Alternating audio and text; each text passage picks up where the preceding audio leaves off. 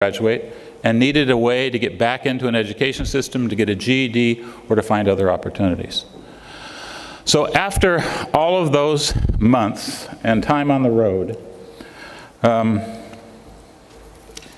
we got back together and we said, what are some of those guiding principles and general recommendations that we need to work on? So what we said is, equity came up everywhere we were. The fact that some kids were not performing as well as others. Stable and sufficient funding came up everywhere we went.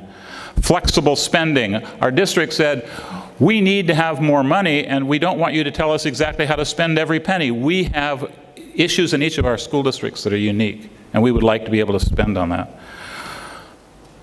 And we want and expect that you will expect transparency and accountability.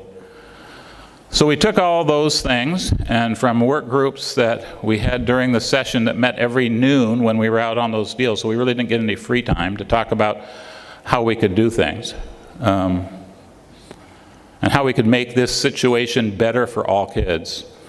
We came back to this session. Our committee was there. We had a few people who had left during the session. We made this new committee. We made sure that it was strong and the areas we were going to work on, and we recommended that we go to 3 subcommittees, not just the main committee, but 3 subcommittees. One had to do with revenue, because that was one of the big issues. They met 10 times during this session. One had to do with early childhood, because what we found over and over again was that we have a system that we've just begun in early childhood, but the investment is not great enough. So how are we going to invest it, and what would we invest it on? And the third one was on accountability and transparency, because we knew that in past experiences, when it comes to large funding bills, the people out there want to know that the money is going to go to where we say it's going to go, and that we had an obligation to figure out how to do that. So what did we do?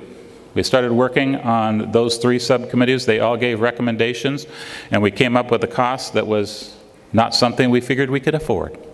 So we went back to the drawing board with respect to what are the highest priorities amongst all those priorities that we had.